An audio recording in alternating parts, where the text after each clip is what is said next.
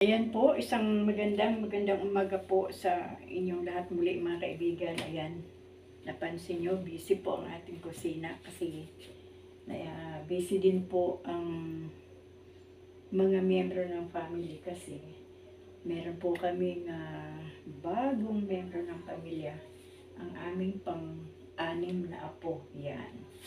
Kaya, ayan, busy din po ang mesa, busy ang lababo. Yan po tayo ay naging busy ng panahon na ang mga lola at lolo ay nagkaroon ng apo. At yan po yung excitement ng mga lola at mga lolo, higit sa lahat yung excitement ng bagong panganak. Yung bagong nanay. Yan po, meron po tayong malunggay kasi ito pong malunggay, ito naman po ang lalagain natin para po inumin ng bagong panganak kasi po breastfeeding siya. Maganda po talaga yung breastfeeding. Lagay po muna natin dito sa lagayan ng gulay ang malunggay. Wala pong problema sa malunggay kasi marami po tayong tanim ng malunggay. Alam niyo mga kaibigan, no, kung ako'y bata pa, laging sinasabi ng nanay ko na mauunawaan ko lang yung kanyang pagiging nanay kapag nanay na rin ako. So, totoo po yun. Yung mga bagay na lagi kong question sa nanay ko na bakit ganun? Bakit ganyan ang ginagawa mo sa ibang mga anak na para bang hindi mo sila dinidisiplina? Bakit kailangan mong ayunan yung ginagawa nilang kung minsan sa tingin ko ay hindi tama? Ganun pala yun mga kaibigan. Kapag ang isang magulang ay manibabaw talaga yung pagmamahal sa anak. Minsan kahit hindi na tama ang ginagawa ng anak ay inaayunan pa. Pero ako po, iba po ang aking naging pananaw sa buhay. Kahit anak ko sila, pag mali, mali. Pag tama, tama. Ang mahalaga, tanggapin man nila yung sinasabi ng magulang nila na mali ang ginawa nila. Ang mahalaga, nasabi ko sa kanila na mali yung kanilang ginawa.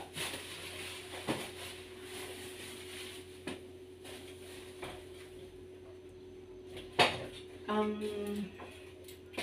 pagpapalaki po ng anak ay hindi ganoon kadali, no mga kaibigan? Ang pagpapalaki ng anak ay nandyan yung nandyan yung matinding kaba.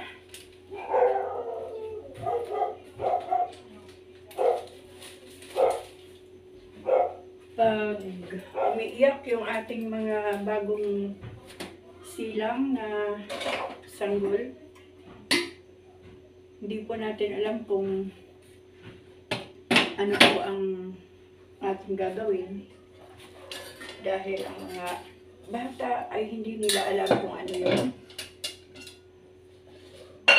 masakit sa kanila. Ibig sabihin, hindi nila masabi kung ano yung masakit sa kanila kasi nga hindi pa sila nakakapagsalita. Kaya mahirap po yung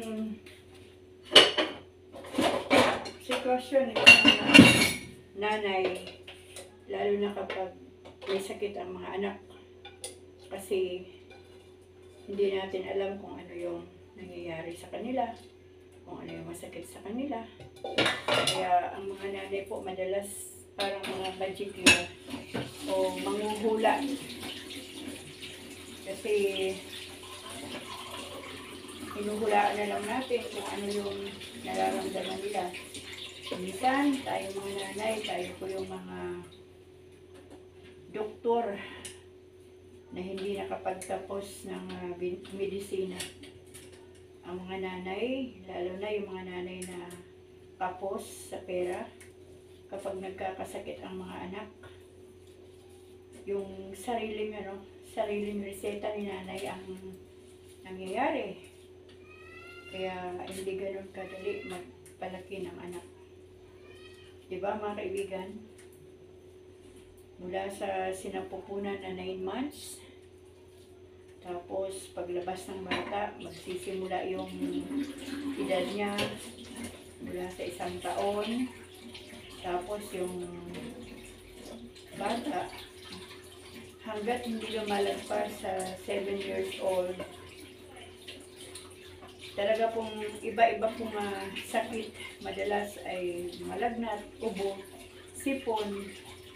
Yung iba naman ay talaga nagkakaroon ng sakit na medyo malala. Kaya pasalamatan po natin ang Panginoon kapag tayo po ay nagpapalaki ng mga anak na mga sipon-sipon lang, pilay, ang kanilang mga sakit, ubo, lagnat. Alam niyo po, nung araw, nung panganay pa lang ang anak namin, hindi ko po alam yung convulsion eh. Talaga pong nag-aagaw buhay din po yung anak kong panganay. Mabuti na lang talaga mga kaibigan kasi ang Diyos talaga hindi nagpabaya. Doon po sa aming tinitirhan ay meron pong nagmalasakit talaga. Alam niyo kung paano agawin sa kamatayan ng aking anak. Kasi nga, nangingitim na, tirik na ang mata, at ang lagnat niya ay nasa 40 siguro at that time. Pero hindi ko po alam. Lahat naman po ng nanay ay hindi alam ang lahat. Parang nag-i-eksperimento tayo kung paano po natin alagaan yung anak, kung paano po natin sila palakihin sa sitwasyon na napakahirap kung minsan. Diba mga kaibigan, ganun talaga ang ating buhay bilang mga nanay. Kaya lagi kong sinasabi sa aking mga anak na yung mga bagay na hindi nyo naiintindihan ngayon, maiintindihan nyo yan pagdating ng araw kapag kayo ay magulang na rin o isang magulang na rin.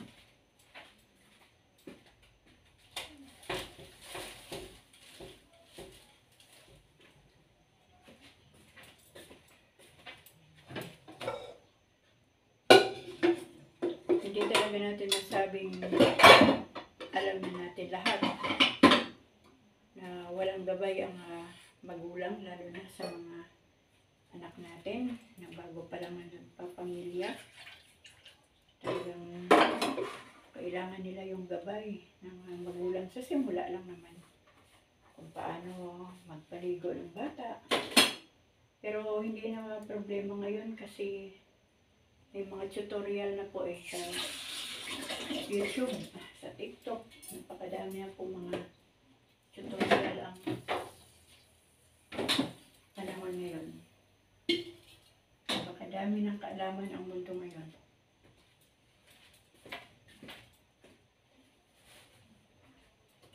Ultimo yung yung maliit na detalye sa pagpapalaki ng anak ay nasa YouTube na ngayon, kaya nasa TikTok na. Ganyan na po ka-high-tech ang ating mundo ngayon. Kaya yung mga bagong nagpapamilya, hindi na masyadong nahihirapan. Kasi marami na po silang napapanood na mga tutorial, minsan kung paano pa magbuntis, kung paano umiri, kung ano ang gagawin ng nanay. Ganyan lang po.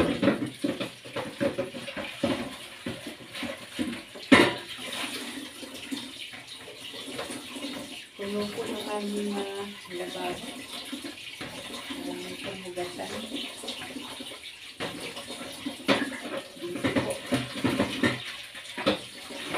Busy si Bunso. Busy yung mga kasamahan sa bahay dahil ganun pala mga kaibigan kapag may bagong miyembro sa pamilya. Parang karambola kasi wala nang time yung mga pamilya kasi katutok na lang sa baby. Excited po kami sa aming pang-anim na apo. At siya po ay boy. Nadala ng Tibedo ng kanyang tatay.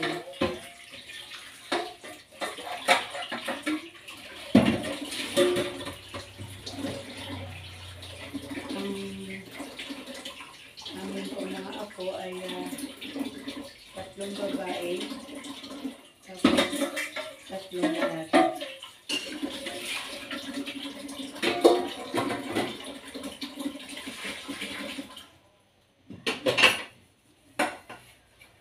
Minsan may mga may mga manugang na marami akong nakita nung araw, lalo na yung mga in-laws ko, na parang ayaw pahawakan sa mga magulang o sa mga lolo't lola ng ako kasi meron pa akong mga in-laws na sobrang napakasilan. Hanggang sa 1 taon ng bata hindi ka pwedeng humawak sa mga anak nila kung pawisan ka, kung hindi ka naligo, kung hindi ka nakapaglagay ng alcohol sa kamay. Kaya minsan kapag lumalayo ang loob ng mga lolo't lola, mga hipag, mga bayaw sa mga pamangkin, may mga dahilan po yun. Maraming dahilan po yun.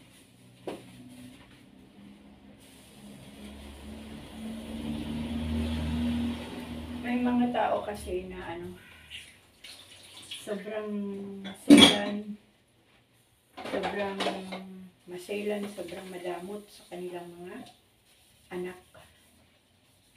Kaya yan din ang nagiging dahilan kung bakit lumalayo ang loob ng mga lolo't lola, ng mga tito at tita sa mga pamangkin na sobrang pamangkin o apo na sobrang mahigpit ang mga magulang nila. Pero ako naman mga kaibigan, 50-50 lang yung damdamin ko sa aking mga apo kasi alam niyo yung aming isang apo na dito rin siya. Lumaki sa bahay na to nung umuwi na sila sa probinsya ng nanay niya. Ganun po yung damdamin. Para kang mamatay. Grabe. Yung luha ng isang lola, grabe. Ganun pala yun. Kaya ako hindi ko masyadong inilalapit aking damdamin sa aking mga apo. Mahal ko sila lahat, kaya lang ayoko nang maranasan uli yung sobrang sakit, yung sobrang malungkot. Kaya magmula noon, inano ko sa aking sarili na hindi ko masyadong idip yung aking puso, yung aking damdamin sa aking apo. Kasi kapag umaalis sila,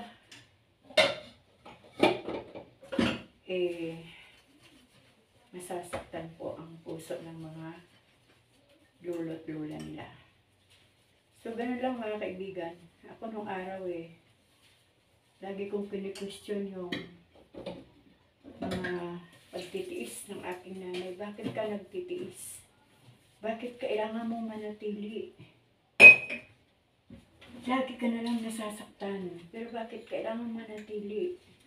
Bakit ayaw mong palayain ang iyong sarili? Yan lagi ang sinasabi ko sa aking nanay. Sabi ko pa nung araw, kapag ganyan na ang buhay ko sa'yo, hindi ko yan hahayaan na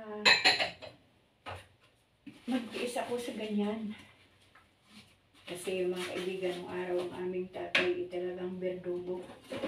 Berdugo talaga, nanakit ng asawa. Kaya yan po ang hindi ko maintindihan na bakit may babae na tinatawag na martir. Bakit may babae na titiisin kahit physically, mentally, emotionally, sinasaktan na. Lalo na yung physical. So po, kita ko nung araw ang aming nanay, grabe. At ang sagot lang ng aming nanay, dahil sa amin, na kanyang mga anak siya, kaya siya nagtitiis. Pangalawa, yun nga yung posto na maling katwiran. Ano na lang ang sasabihin ng mga tao. Di po ba? Hindi ko maintindihan na sa bawat buhay o sitwasyon ng buhay ng nanay ko, ay naiisip pa niya yung ano na lang ang sasabihin ng mga tao. Parang mahirap intindihin yun kasi hindi naman makakatulong sa sakit na nararamdaman niya yung mga tao na kanyang iniingatan na walang masabi sa kanya. Pangalawa niyang reason ay ang una niyang reason ay ayaw niyang maging produkto kami ng broken family. Alam niyo mga kaibigan, no? Yung word na broken, ako bata pa ako ramdam na ramdam ko na po yung broken Kasi siguro 6 years old pa lang ako, alam ko na yung damdamin ng broken. Nagsasama nga sa isang bubong. Wasak naman ang damdamin. Wasak naman ang relasyon. So, ibig sabihin, yung broken family ay hindi lang yun, ang akin lang yung in my own paradigm yung sa sarili kong opinion. Ang tinatawag na broken family ay hindi lamang yung naghihiwalay ang nanay at tatay, kundi doon sa sitwasyon na durog na ka na. Alam niyo po yun? Kita ko po yan sa nanay ko ng araw.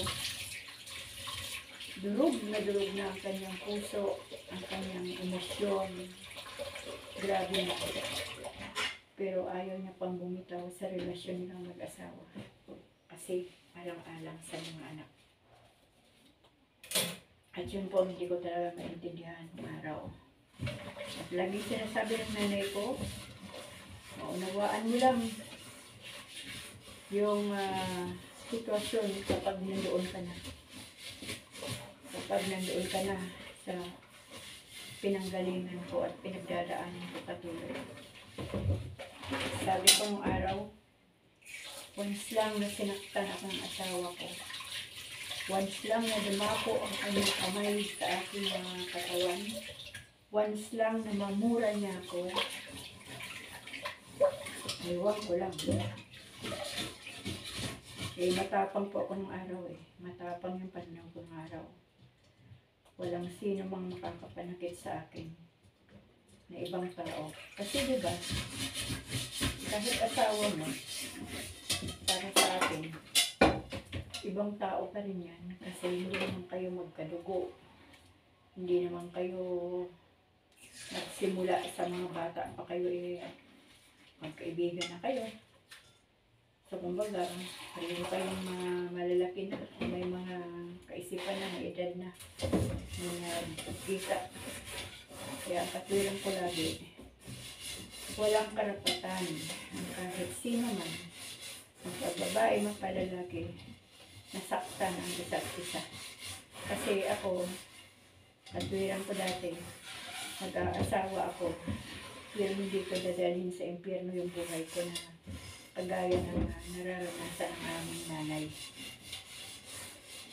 Pero nung nandoon na rin ako sa sitwasyon ng paliging nanay na sinasabi ng nanay ko na maunawaan ko lang ang sitwasyon o masasagot lang ang ating mga tanong at mga sinasabi ko sa kanya doon sa panahon na ako ay nagiging nanay na rin.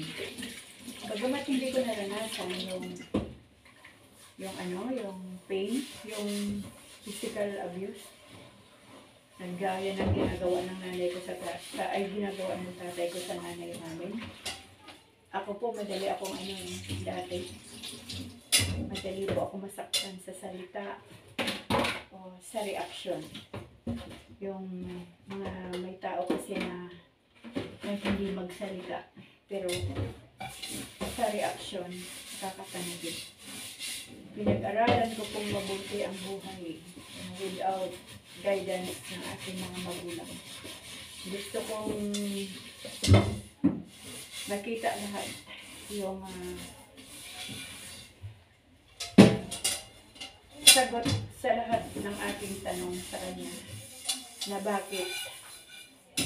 Pero habang lumilipas ang panahon sa pagiging na nanay ko at nakita ko yung mga anak ko. Mga anak ko po 2 years po ang mga gap nila.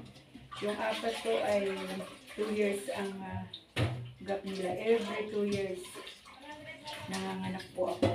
Sunod-sunod po yan, 4.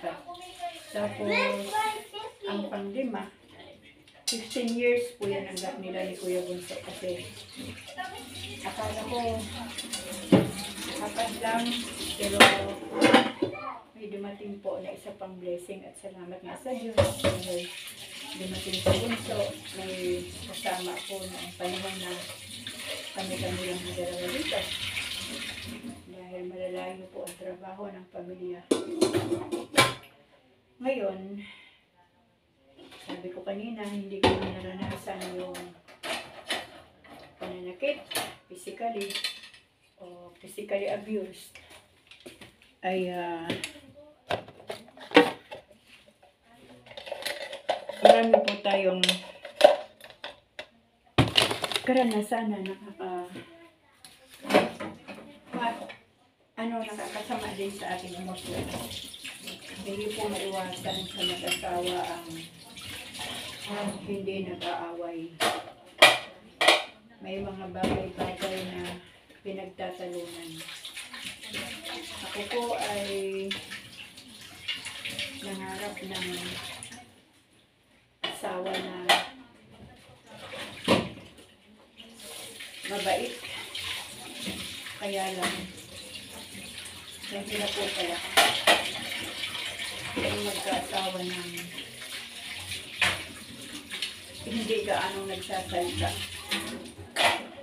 Yung hindi mo alam kung ano yung damdamin niya. Dahil kami mag-asawa kapag nagtatalo, since lagi niya akong iniiwanan doon sa kalagitnaan ng usapin, na para bang kahit hindi ka nasaktan physically, parang nabugbog ka. Alam mo yung mga kaibigan, mahirap yung kapag ang puso natin laging nabubugbog kasi napapagod. Mas okay pa yata yung yung nabubugbog physical kasi ang nanay ko mahigit 50 years na silang nagsasama ng tatay ko. Parang vitamins na nila yung kanilang pag-aaway na talagang nagpipusikalan sila. Ang nanay ko lagi dahil yung palot yung malakas ng babae na matanda na nila. Pero napansin ko, mas masakit pala yung walang ending na away, yung mananahimik lang ang kalaban, walang explanation kung bakit nagkamali, wala kang marinig, kaya mahirap gamutin yung damdamin na gano'n, yung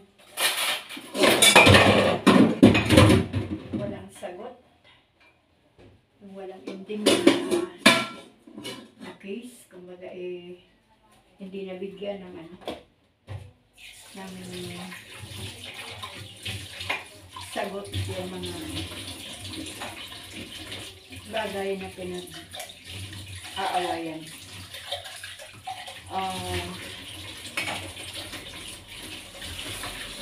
Sa May 28, 41 years na kami nagsasama ni Mr.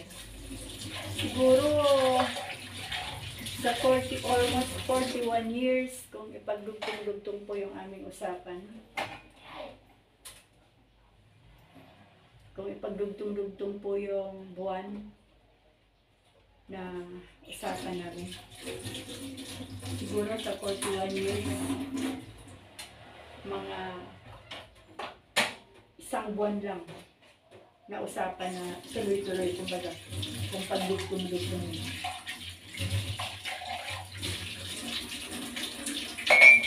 Bagamat, tinayuan din na yung kanyang responsibilidad ay para sa ating hungkag na pagsasama. Hindi ka man nabugbog o na-abuse physical, pero mentally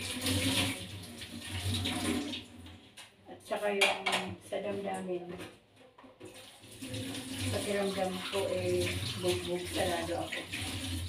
Mas mabuti pa siguro nga yung nagbubugbogan physically, yung nagtatalo, yung nag-aaway ng may rason ang bawat isa.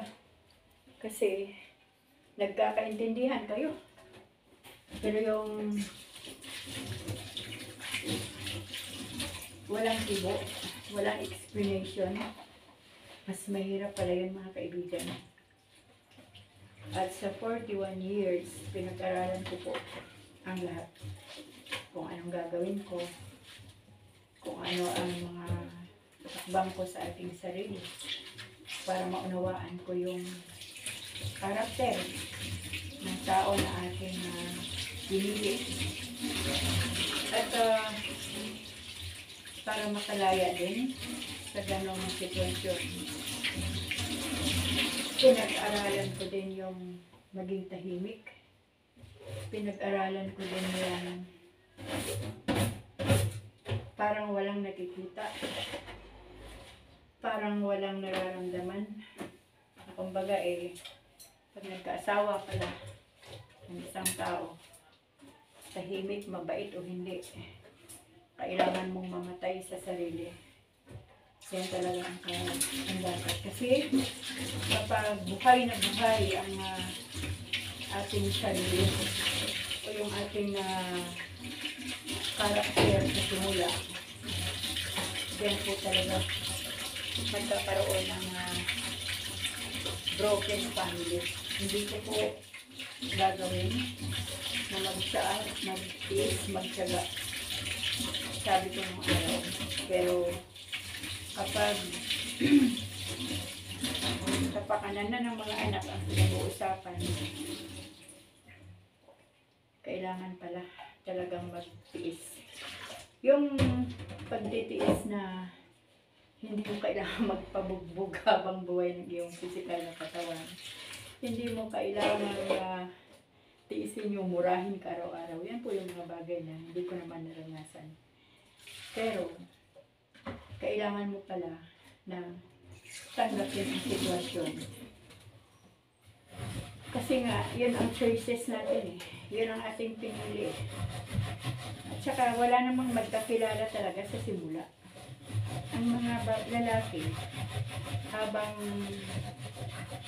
sa simula yan ay nagpapakitang gilas yan para magustuhan sila ng mga babae na pinapangarap nila na nakakasama nila. Alright.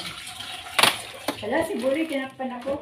Ay, sorry. Yung aking anak na makulit din, oh. Bagong tatay na yan.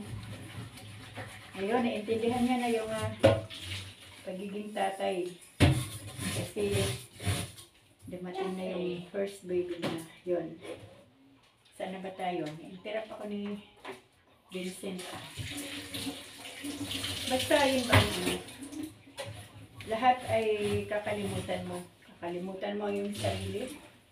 Kakalimutan mo yung sarili mo na damdamin. Kasi ang priority mo at ang number one na nasa puso mo ay yung kapakanan ng mga anak natin. Kapakanan lagi ng anak. Ako lagi ko sinasabi, yung pagiging nanay ko, hindi para sa aking sarili, kundi para sa ating mga anak. So, lahat isin mo, lahat harapin mo, problema man yan, sakit man yan sa pamilya, kakasakit man ang mga anak, kahirapan man, gano'n.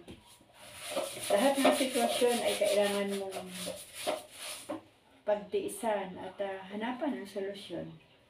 At walang ibang magbibigay ng gabay sa mga solusyon sa problema, kundi magsalita ng Panginoon.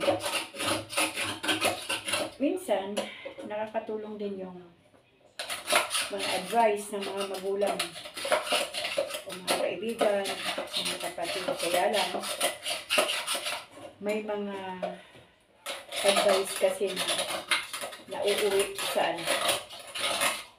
nauuwi sa nakaraan. Yung andoon yung sisisihin ka, andoon yung susumbatan ka. Kaya imbes na lumakas ang loob mo, lalong nagiging mahina ang loob mo kasi may mga advice na hindi tama. Kaya ako, nagpamilya ako na walang alam ang mga pamilya ko sa akin nung simula. Panahon na grabe na suffering, yung suffering, na parang wala nang katapusan na suffering. Pero tiniis ko lahat kasi nga para sa anak. Ganun po palagi yan. Para sa anak. Tiisin mong mapuyat, tiisin mong mapagod para sa anak. Sa anak na yan. Wala na para sa ating sarili. Ako po nung bata pa ako, ang pangarap ko lang ganito.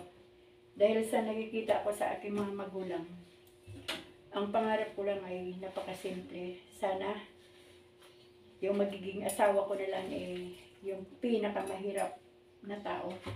O kaya yung simple lang na tao na kahit farmer lang siya, kahit taga-araro lang siya ng palayan. Basta masaya lang. Parang nung araw ayoko nang mayaman kasi ang mindset ng mga matatanda ng araw, naririnig mo. Pag mayaman, aapihin ka lang, mamatahin ka lang, iismulin ka kapag napunta ka sa pamilya ng mayaman, which is hindi po totoo. Marami pong mas mahirap pa sa daga na nang aapi. Meron din namang mayaman na nang aapi. Pero mostly na nakita ko po, mas maraming may kaya sa buhay na marunong magmahal sa kanilang mga manugang, sa kanilang mga in-laws. Marunong rumispeto, marunong magpahalaga. Nakita ko rin po yung karakter ng mga mahirap pa sa daga. Na para bang napaka-somebody, para bang napaka-perfecto nila kung magsalita. Yung madalas sila yung nananakit kasi nga unprofessional. Sila yung mga tao siguro na hindi nakapag-aral o nakapag-aral man pero hindi nagamit yung pinag-aralan. May mga ganyan po akong nakita ng mga tao.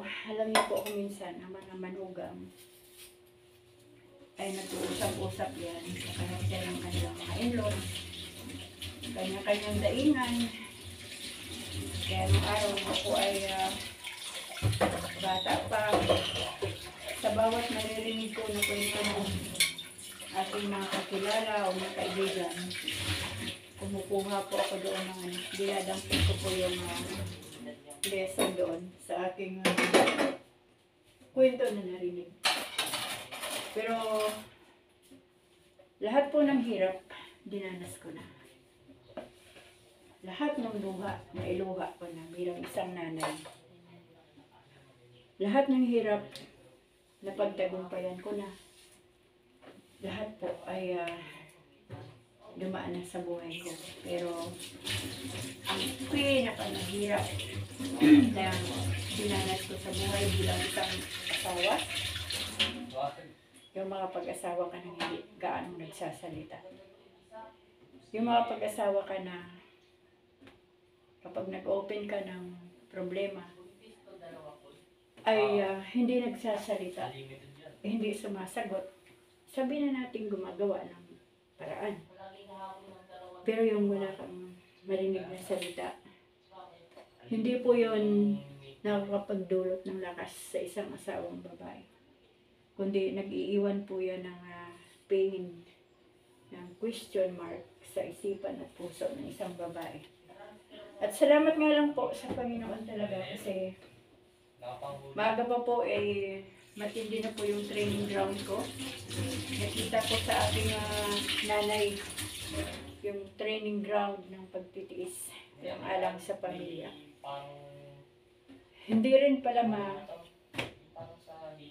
saya mga kaibigan yung hindi nag-aaway, yung hindi nagtatalo-talo, yung hindi open ang communication. Yan po talaga ang pinakamahirap intindihin sa buhay kapag lack of communication ang mag-asawa. Bagamat provider, pero iba yung nag-uusap. Kaya salamat sa Diyos kasi ako yung isa na sa pinagtagumpay ng Panginoon. Bakit masasabi ko pinagtagumpay? Kasi hindi po ako naging rebelde na asawa. Yung focus ko po ay ang aking mga anak. At yung takot ko sa Diyos. Mag-isip pa lang ako ng hindi tama. Nanginginig po yung ating kalamnan sa takot sa Panginoon at sa takot na gumawa ng kasalanan. May mga tukso sa buhay. Napakadami. Pero hindi ko po sila pinansin. Hindi ko po sila binigyan ng oras. Kahit man lang isang minuto para isipin yung mga tukso sa buhay. Kasi ako ang katwiran ko bilang isang asawa. Noong araw sabi ko, kapag dumating na sa punto na magkakapamilya na ako, hindi ko dudungisan ang pagkatao ng aking asawa, ng aking pamilya, ng aking mga anak, ng aking mga magulang, at ng aking mga in-laws. Kaya, salamat po sa Panginoon kasi maaga kong natutunan yung salita ng Diyos. Maaga kong nabasa ang salita ng Diyos. Maagang nagpakilala sa akin ang Panginoon. Kaya napagtagumpayan ko lahat. Alam niyo po, marami akong mga kaibigan na kasi hindi lang naibigay ng asawa yung mga kapritsyo nila. Sabihin na natin na nagkaroon na sila ng mga affair sa ibang lalaki na makapagbigay ng kapritsyo sa kanila. Pero hindi ko po yan gagawin sa buhay ko kasi isipin ko pa lang parang nandun na po ako sa impyerno. Kaya ang sekreto lang talaga sa buhay ng mag-asawa ay magtiis at mahalin ang mga anak. Pag-aralan yung mga mahirap na sitwasyon at tanggapin kung ano yung sitwasyon na ating pinagdadaanan. Hindi totoo na mapalad yung mga hindi sinasaktan. Hindi rin totoo na malungkot yung mga nagpipisikalan ng pananakit. Kasi mostly po nang nagpipisikalan ng pananakit, parang sila po yung masaya pa. Ako naman po ay marami pong maraming choices ang buhay. Maraming paraan para sumaya. Kasi sarili mo yan eh. Bakit mo papatayin ang sarili mo kung nagkaroon ka ng kasama na sa kalagitnaan ay nakita mo yung kanyang original na pagkatao, di ba? So, andun ka na eh. Kumbaga, pinasok mo na yan eh. So, mag-isip ka kung paano ka maaliw doon sa lugar na pinasok mo. Kaya ako, isa rin ako sa mapalad na babae kasi maaga kong natutunan yung buhay sa tindi ng training ground ko mula nung bata ako. At saka nakakatulong talaga yung pagiging masayahin. Pero hindi po lahat ng masayahin ay nabumuhay sa kalungkutan. Ako po, pag masaya talaga ako, masaya talaga ako. Kung malungkot ako. At yung ayaw kong ipakita sa inyo, yung kalungkutan ko, kasi hindi po yun pang pag-good vibes sa inyo. Kami na lang ni Lord John ang magkasama sa kalungkutan. Kaya yung aking mga content, talaga po masaya po ako sa ginagawa ko ngayon. Pangalawa, tapos na eh. Tapos na yung panahon ng sobrang malungkot. Ngayon, kami ni Lola Dudong, mag 41 years na ang pagsasama. Napagtagumpayan na po namin dalawa ang sitwasyon na aming pinasok yan. At hindi ko sinasabing pabalik na ako, kundi naghihintay na lang tayo ng dapit hapon. Kasi kapag nagkaedad ka na 60 years old, ay kumbaga sa mga araw ay unti-unti na lumulubog yan. Pero, huwag po nating hayaan na maghintay na lang tayo ng lubog ng araw. Marami pa po tayong magagawa ng magagandang bagay sa ating pamilya, sa ating mga apo, sa ating mga anak, sa ating mga manugang, sa ating kapwa-tao. So, ibig sabihin, hindi pa po tayo disabled sa maraming bagay bilang mga magulang, bilang tao, bilang nanay, at bilang babae na palaban sa sitwasyon ng buhay. At ang number one talaga na kailangan natin sa buhay ang ating Panginoon, ang salita ng Diyos at ang ating pananalig sa Diyos, ang ating tamang relasyon sa Diyos. Kasi kapag nagkulang tayo sa salita ng Diyos, pwede po tayong pasukin ng tukso ng kasalanan. Napakarami pong tukso sa mundo nito. Pero kapag ang pag-ibig ni Kristo ay nasa puso natin, andun yung banal na pagkatakot sa Diyos, pagkatakot sa kasalanan, andun yung respeto natin sa ating sarili, at respeto natin sa Panginoon. Hindi po tayo tatabla ng kahit anumang mga pagtukso o panunukso ng kaaway sa buhay natin. Yan. Yan lang dapat na gagawin natin bilang mga magulang. So, yun lang mga kaibigan, nawa po ay meron po kayo nakuha sa aking kwento.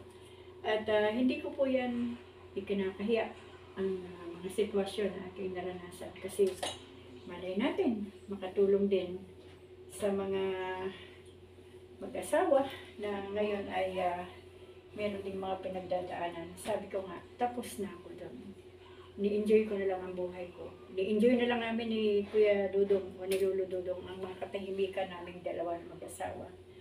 Pag naupo siya doon, dito rin ako. Pag hawak ko ang cellphone, hawak din niya ang cellphone. Ang usapan lang namin araw-araw, ano ang ulam natin? Magluluto na ba ako? Yan. Si Lolo Dudong nagluluto rin madalas. Kasi lagi ko sinasabi sa kanya, wag mo akong utusan. Ang amin pong kontrata ni Lolo Dudong nung bata pa kami ay, wag mo akong utusang magsaing, wag mo akong utusang maglaba. Kasi ako, gagawin ko yung mga bagay na alam kong obligasyon ko. Hindi mo ako pwedeng utusan. Kaya magmula noon hanggang ngayon, siguro dahil busy siya, mga 2 beses lang ako utusan na magluto. Pero maglaba. Madalas siya ang naglalaban noon. Ganun lang ang buhay. Yung action na walang salita, okay na yun. Kaya, yun. Kumbaga, wala talagang perpektong pagsasama ang mag-asawa. Walang perpektong lalaki, walang perpektong babae. Ang Panginoon lang ang perpekto. Walang perpekto kahit sino mang tao dito sa ating mundo. So, hanggang dito na lang mga kaibigan. Magandang tanghali po sa inyong lahat. Pagpalain po tayong lahat ng ating Panginoon. Amen.